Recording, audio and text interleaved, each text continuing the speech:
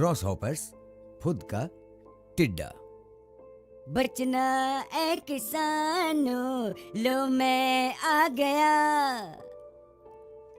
मीठे मीठे गन्ने की पत्तियां, घास से भरे खेत, मजे हैं मेरे।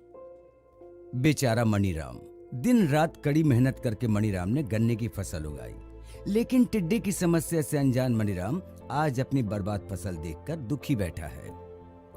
देखो ना, खून पसीना एक करके फसल उगाई, लेकिन मेरी तो किस्मत ही खराब। अरे भाई मणिराम, अपनी किस्मत को क्यों कोसना?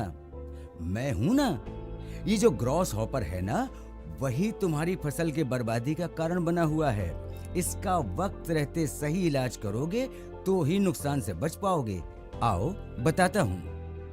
बचपन में हमने आलसी टिड्डा और मेहनत कश चींटी की कहानी तो सुनी ही है। चींटी का मेहनत से खाना जुटाना और टिड्डे का उस खाने को चुरा कर खाना। यह कहानी अब भी वैसी ही याद आती होगी ना आपको। ये टिड्डा किसान भाइयों द्वारा मेहनत से उगाई गई फसल को इसी तरह से बर्बाद करने पर तुले रहते हैं।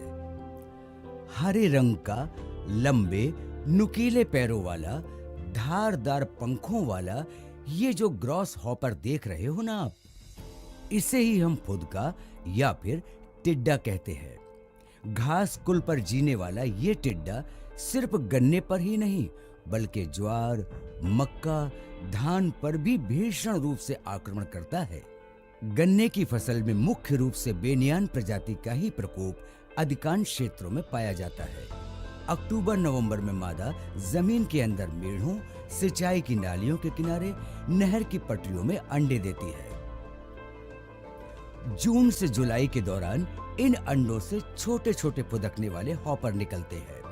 शुरुआती अवस्था में घास की पत्तियों पर बढ़ने वाले हॉपर 8 से 10 सप्ताह के भीतर प्रौढ़ बन जाते हैं और जुलाई से सितंबर माह तक इनका प्रकोप जारी रहता है। भीषण प्रकोप की दशा में गन्ने की पत्तियों की मध्य शिरा ही शेष रह जाने के कारण फसल बाहर से झाड़ी नुमा दिखाई देने लगती है। पौधों में पत्तियों की कमी से बढ़वार रुक जाती है और इसका सीधा असर गन्ने की उपज के साथ चीनी प्रतिशत पर होता है। सही वक्त पर ही अगर इसका समाधान ढूंढा जाए तो नुकसान से बचा जा सकता है। इस कीट के प्रबंधन हेतु 2 विधियां अपनाई जा सकती हैं।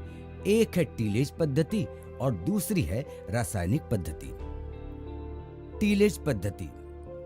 टीलेज पद्धति में इस कीट को आश्रय देने वाले खरपतवार को खत्म किया जाता है, जिससे टिड्डे की प्रारंभिक अवस्था में अंडे खत्म हो जाने से जीवित नहीं रह पाते। और रासायनिक पद्धति से नियंत्रण के लिए प्रकोप होने पर जुलाई अगस्त माह में विशेषज्ञों द्वारा अनुशंसित किसी एक कीटनाशक का छिड़काव करना बेहद जरूरी होता है। जैसे मेलाथियान 50% ईसी का 10 मिली प्रति 10 लीटर पानी के प्रमाण से प्रति एकड़ 200 लीटर पानी का छिड़काव करना फायदेमंद साबित होगा।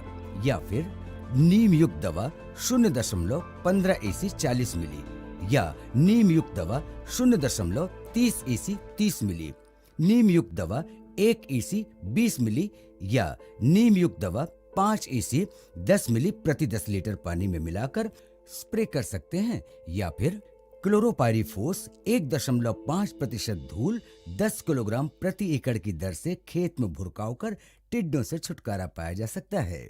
तो क्या समझे मणिराम, केवल दुखी होने से सही समाधान नहीं मिलेगा। पहले खेत में करो टिड्डों की सफाई, फिर गन्ने से खूब करो कमाई।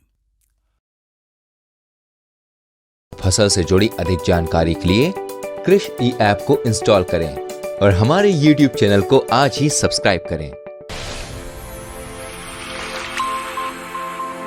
कृष ई ऐप इंस्टॉल करने के लिए QR कोड स्कैन करें।